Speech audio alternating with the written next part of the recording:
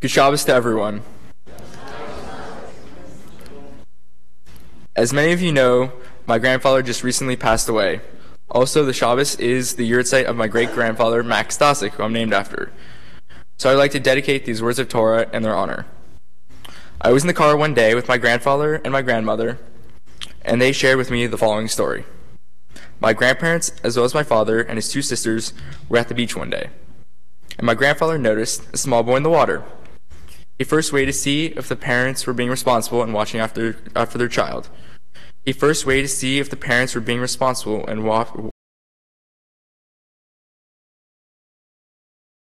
drift out to sea. After realizing that parents were not being responsible, my grandfather ran into the water. As an experienced surfer at the age of 60, he knew how to deal with the ocean. He was soon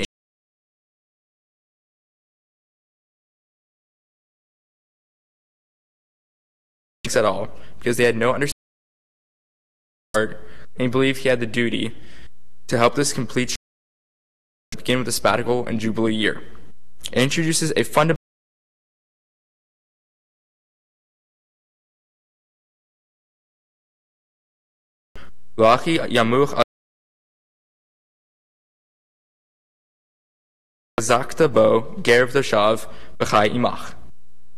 This translates to, if your brother becomes destitute and his hand falters beside you, you shall support him, whether a convert or a resident, so he can live with you.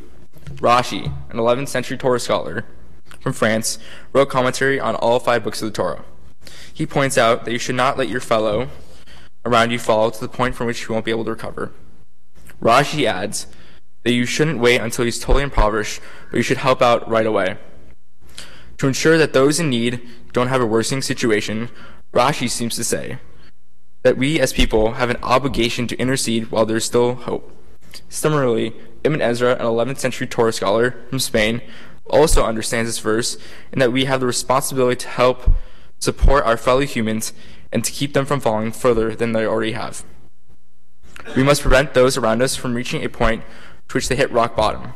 The difference between hitting rock bottom and slipping is that hitting rock bottom is being at our worst emotionally and monetarily.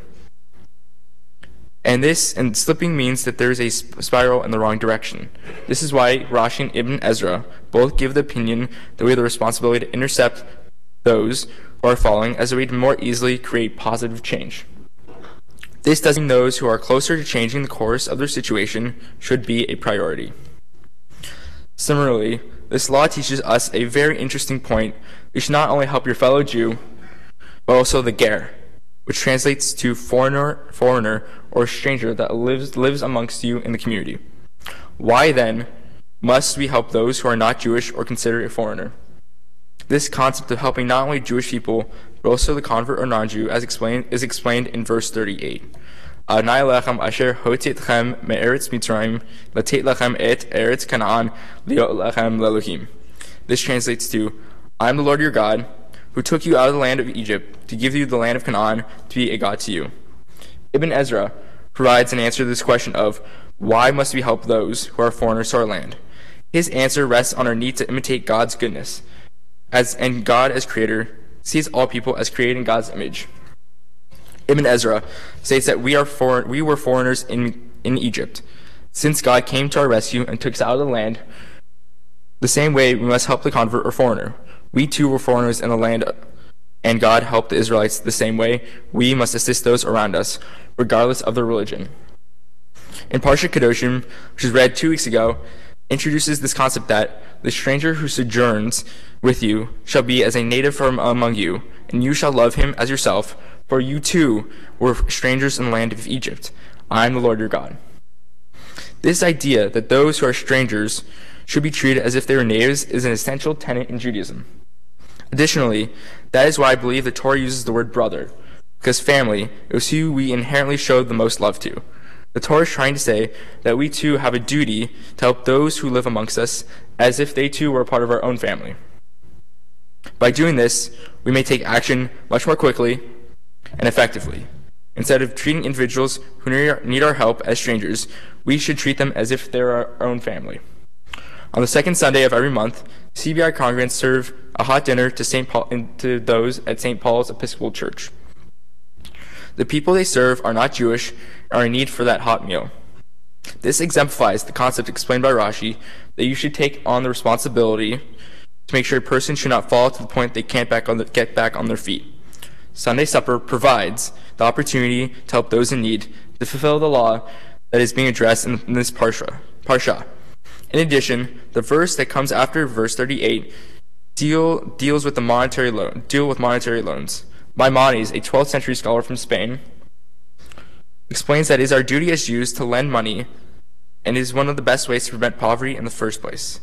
Just as exemplified in the actions undertaken by congregants who help out at St. Paul's, similarly, the U.S. wires who have participated in today's service are recipients of an act of generosity. Herwin Birch was a regular Torah reader and could spot read whenever needed, passed away several years ago. He donated a sum of money to CBI USY when he passed away. This amount of money is to be given out to USYers who come to services as well as those who lead and read Torah. With the money that they earn from participating, it is used to subsidize the cost of chapter events and regional weekend kinusim. This allowed USYers to further enrich themselves in Judaism, as well as allowed them to attend many more events. He has truly embodied this concept of helping a fellow Jew around him, and we are deeply grateful for his generosity. Recently, I've begun to study a text called Mesilat Yesharim, which translates to the path of the just. It is written by Rabbi Moshe Chaim Luzzatto from 18th century Italy. Unlike most traditional Jewish texts, this isn't a text on Jewish law, but on philosophy and what it means to live a Jewish life. This study is called Musar, or the study of ethics and philosophy. Chapter 1 of Mesilat Yesharim provides a deep understanding of this concept of assisting those in need. This text explains that mitzvot and the opportunity to help those around us is presented by God and to draw us closer and to become our true selves. In essence, that act of helping those around us is a vehicle that overrides the need for material needs and touches the core of who we are as people. In Psalms chapter 94, verse 18, it states, "Matah ragli chasdecha Adonai yisadeni." My foot slips, Hashem holds me up. Just 2 days ago, my father Shloshim for his father, my grandfather, the 30 days of mourning ended. I dedicate this Dvar Torah to my grandfather.